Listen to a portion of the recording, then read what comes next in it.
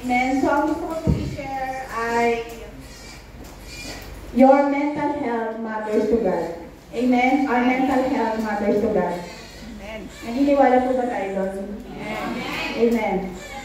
Sabi nga po, good mental health can help us cope with stress, succeed in our professional lives more effectively, recover from difficult situations, and add value to our community and be our best self.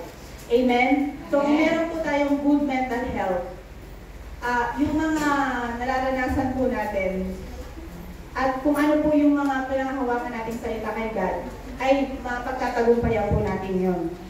Amen? Lalo na po kapag yung may mga situation, mga difficult situation tayo na hinaharap natin, at yun po ay makakapagbigay din po ng na mas magiging best tayo sa ating sarili. Amen? So, why mental health really matters?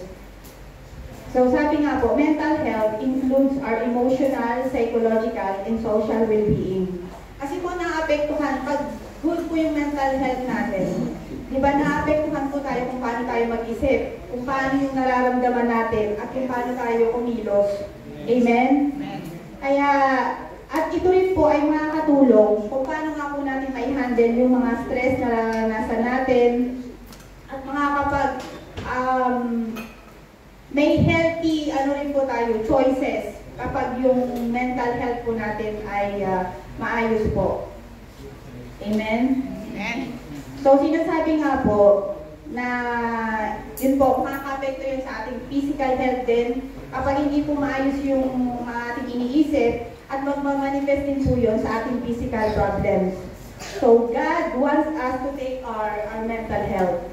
Amen? And prioritize working on positive behaviors to aid not only the mind, but body and spirit too. Amen? So, yun po, gusto ni Lord na dapat inalagaan po natin yung ating mental health. Yung mga pinapasok natin sa ating isip, yung mga naririnig po natin sa ating paligid. So, dapat po, pinipili po natin yun. Amen. Amen? So, what does God say about mental health? God is close to those who are suffering.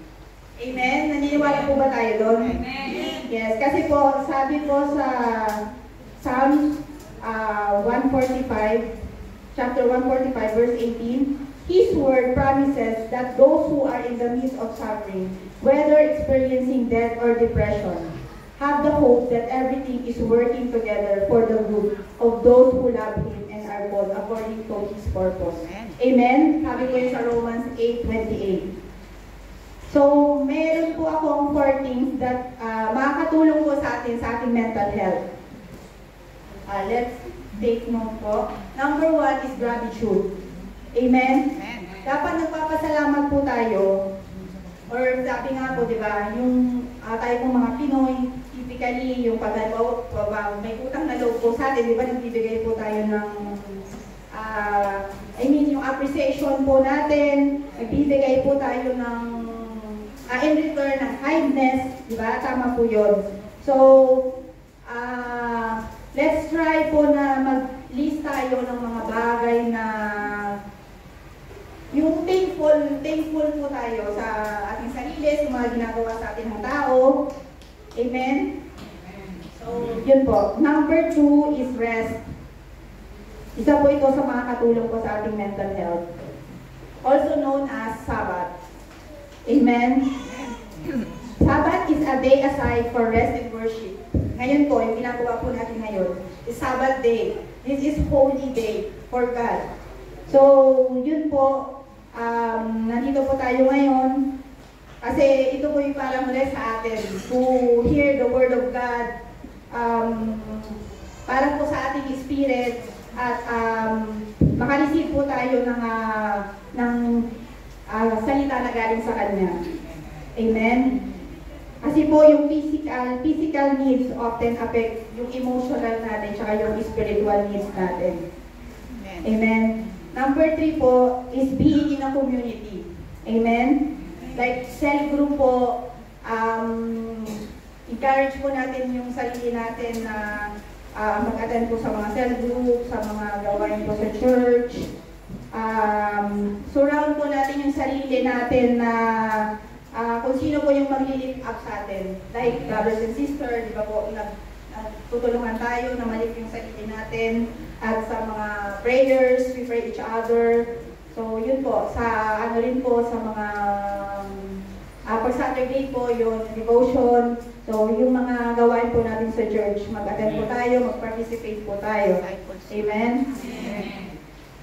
And last, number 4 po, remembering you are fully known and loved by God. Amen? Diba? Ang gandang ano po nun, dapat isipin natin na lagi tayong loved by God. Amen? Kasi sabi sa Ephesians 2, chapter 2, verse 3 to 5, all of us also live among them at one time, gratifying the cravings of our flesh and following its desires and thoughts. Like the rest, we were by nature deserving of wrath.